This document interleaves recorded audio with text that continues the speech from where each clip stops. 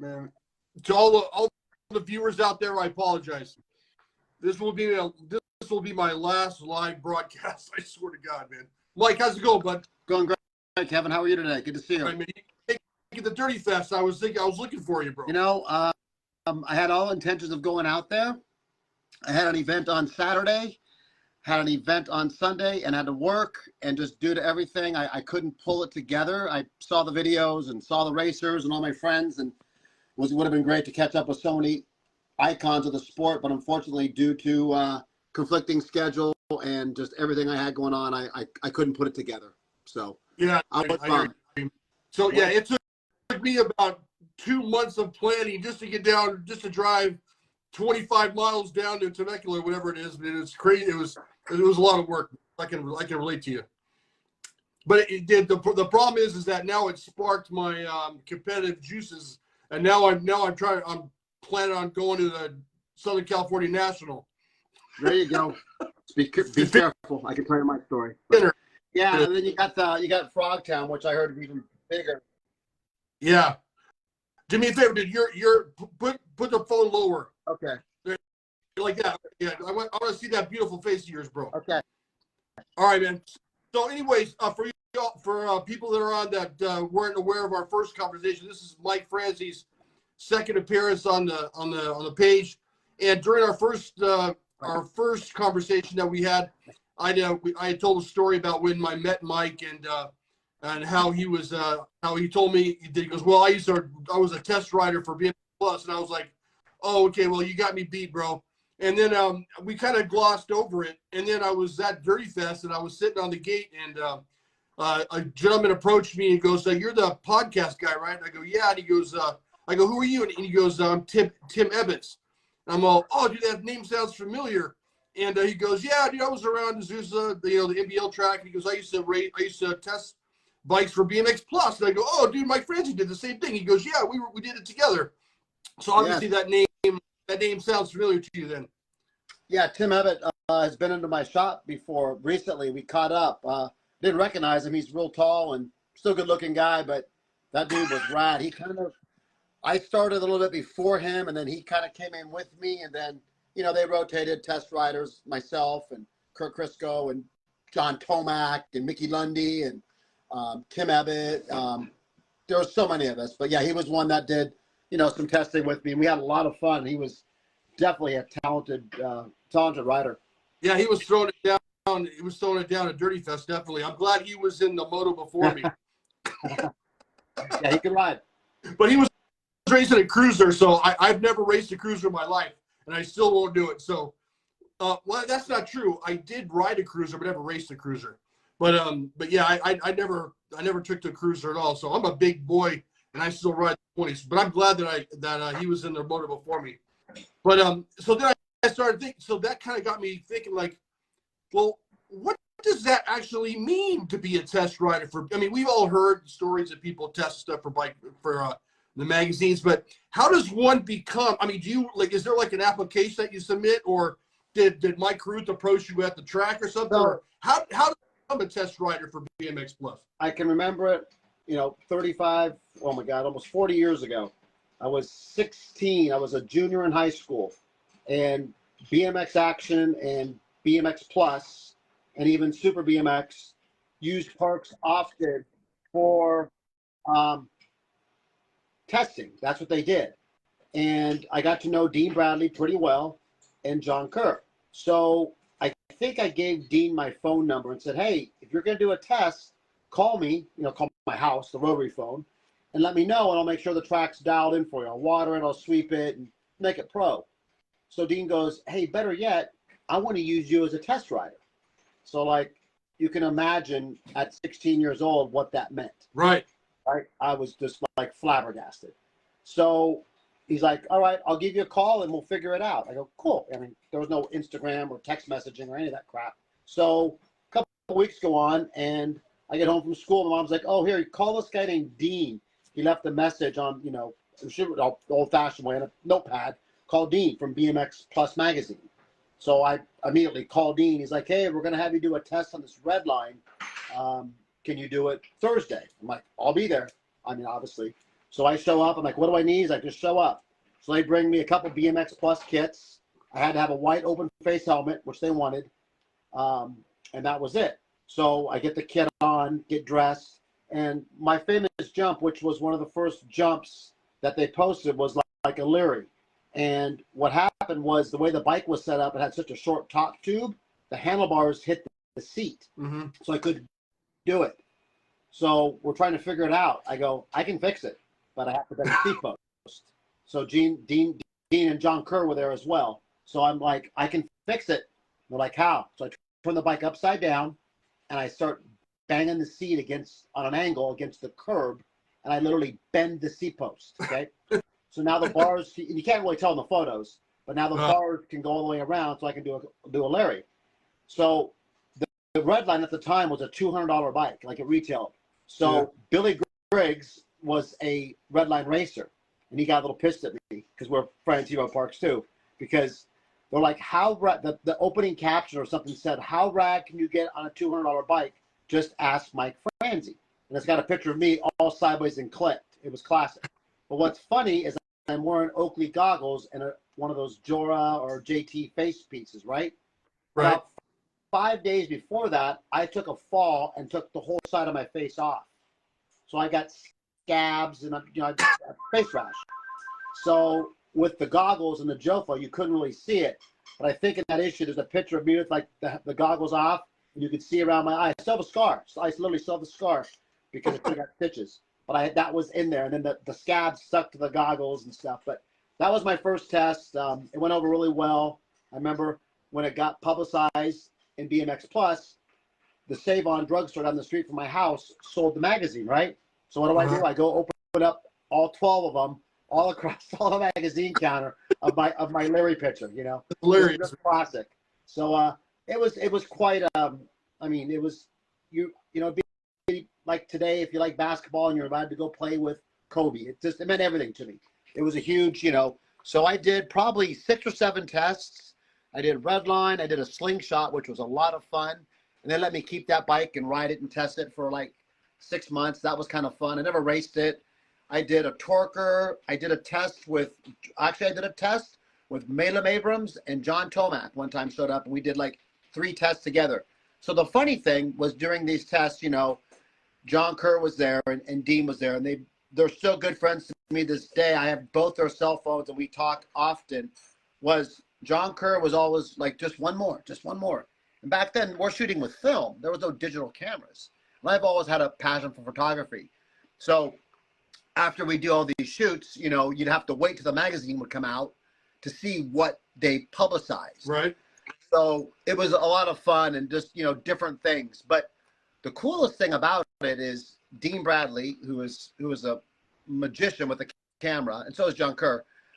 Dean will post up photos often of like his archives. He has every photo he ever took developed on a slide or somewhere, and he'll just post a photo of somebody out of the blue and tag you. So you have like no idea. So all of a sudden I'm on Facebook and I get tagged Dean Bradley. And he's got a picture of me that I've never seen before from Parks, doing a test. So there's a picture of me standing on this jump where I'm looking down so he could focus the camera to Kevin to take a picture of where I'm going to be in the air. And so it's priceless. I've never seen those. And Dean and I have had millions of conversations. He worked for Electra when I owned my bike shop and talked to him hundreds of times. He spent a ton of time at Giant doing stuff. Fast forward, John Kerr and I are still friends. He's the man of faith. We've had some amazing conversations. I see him at various mountain bike races and Supercross. John Kerr actually used my son Brent as a test rider for mountain bike action. Bitchin', dude. So I've got a side-by-side picture of me testing with John, and then fast forward, 40 years later with my son doing a mountain bike test with John. And it was cool. Wow. But you asked, like, back then, how did you, like, today they pay you. I didn't ask. I don't know. They just did it for free. Hey, I'm going to do a test, So they gave me the kit. I had the helmet, and I did as many as I could because I was getting the magazines. I didn't care. So we didn't get paid. When my son did them, Kevin, he got paid. Like they set him like a couple $100 for doing these tests. So it's completely different today. But yet back then I was, 16. Sure. I was just stoked to be in the magazine. Sure, dude. So is there like a a form you fill out after you finish Friday, or do you just tell the guy, hey, this thing's a piece of shit, dude? Don't. I mean, how do you convey your comments on the bike? I think if I recall, like they would, after you were done doing the photo shoot and we were jumping and taking all these photos, about 2 hours worth of work, Kevin, then like they would ask me some questions like, all right, what do you think of, how'd the bike handle? How'd the bike turn? How'd the bike jump? And obviously, I don't think they weren't biased. They wanted to write a good report no matter what, because I've never, they give us certain things. And I just remember that red line. It was, a valued bike for under $200. It had like Tioga tires and it had a Cashmax real seat. It was a mild steel frame with a one-piece crank. But, you would give it your evaluation of what you thought, and they would modify it to what they felt was best and give it constructive criticism. But they were never, negative towards it or anything else. Sure. Because, I mean, do the companies pay BMX Plus to do this, or does BMX Plus say, we're going to pick this bike on this manufacturer today? From what I gathered, and this is from those guys, and even with when I was with Gork a lot from BMX Action, advertising space was kind of the key. So Redline bought a full color page every month, and it was $3,000, whatever. So you'd notice that. So Redline would get a test. Now, a company starts up and has a new BMX bike. Chances are the magazines want to see advertising dollars. And that's what would fund that test, 90% of the time. And it's like anything, in the music industry, K-Rock can control what songs are popular because they just play it every day. Same thing, Yeah. So it was, I don't know if it was political or it was, mandated, but I'm sure there was, things out there that helped. Right. So 35 years on, what was the piece of shit? Dude, okay, so Mike Miranda is not very up on the Slingshot, bro. What was your opinion? Because I think they're trick ass bikes, dude. But what's your opinion on the Slingshot since you tested it?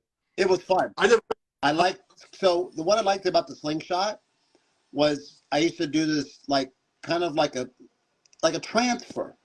And that bike had so much spring, so you kind of come into the face of the jump and you would kind of seat bounce it, and the bike would compress because of the flex, and then it would unload. So I could transfer that bike literally, back then, 6 feet sideways. I could just hit that one side of the jump, and just the bike would transfer because there was so much load on that cable, it would hit on the opposite side.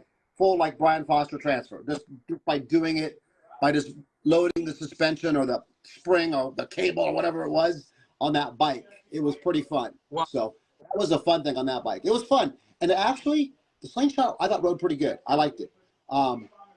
It fit right. They had a good bar on it. I remember that. I mean, I rode the bike for probably a couple months, just having fun. Dude, who made the Slingshot? I mean, anybody? They make mountain bikes. They did at one time. Same company. I don't know who it was. I really don't know. Oh, wow. Okay. Yeah. I thought you knew the guy. You know a lot of people. I thought you might have known who I don't it was. remember. I mean, I'm sure if you Googled it, you could figure it out who it was. But I know they tried to make mountain bikes a few years back, maybe 10 years back, and same design, same spring tensioning system. It's pretty cool. Yeah. So that was your favorite out of the ones that you tested was a Slingshot, probably? It really was, because most of the other bikes, that was like a full-size race bike. It had 3-piece cranks. I did a couple mongooses. They were that $200, $300 bike. So those bikes, and they were always real short top tube. They were always smaller. Probably one of my favorite bikes. I did an SE. I did the Bronco, I think it was called back then. That was a decent bike. That was more the race bike. That bike was good. Mongoose was good because I knew the geometry was very similar to my Powerlight at the time. Redline, I just made it work.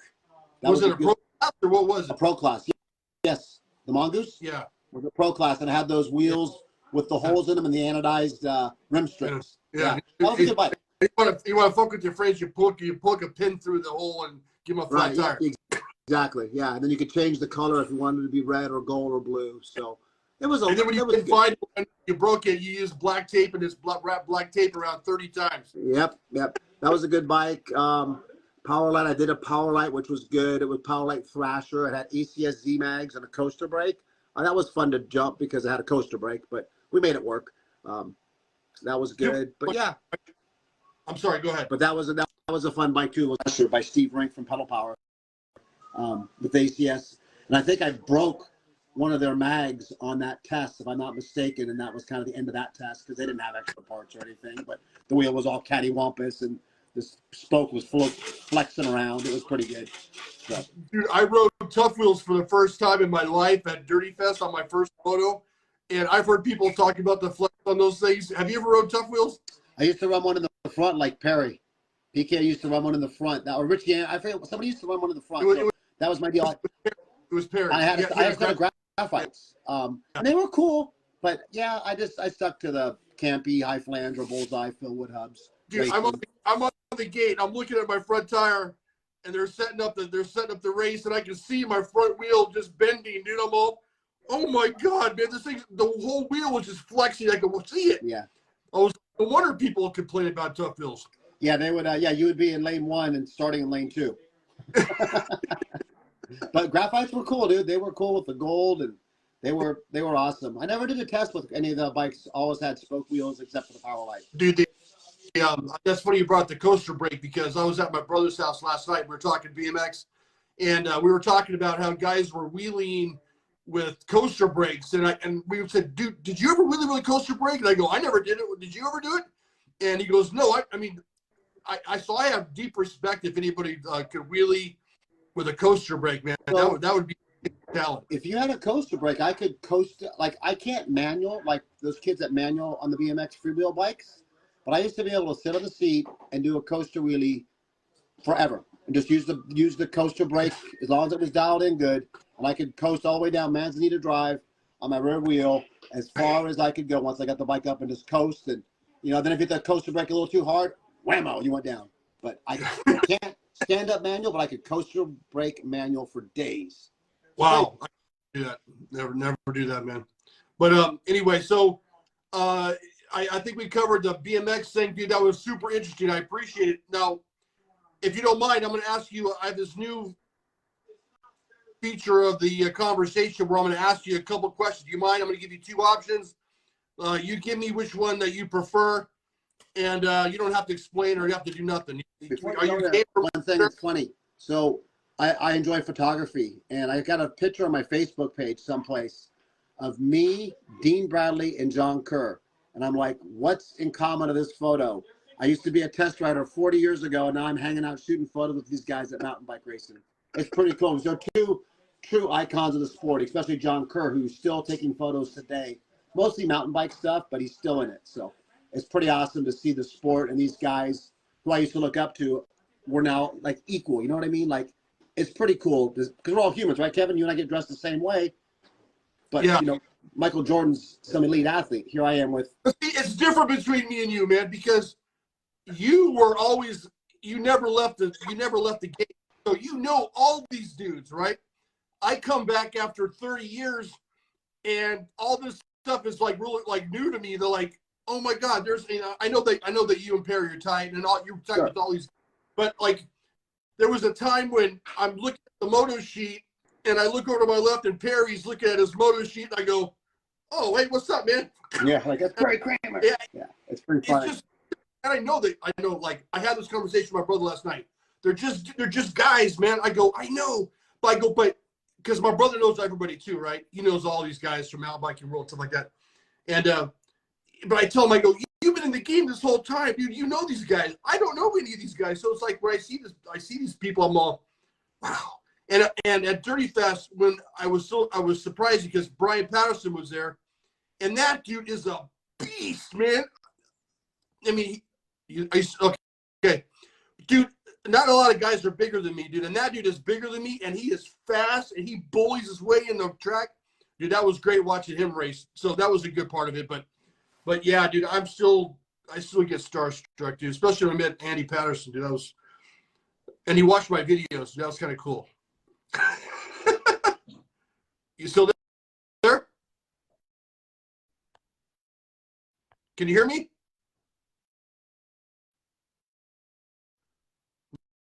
No.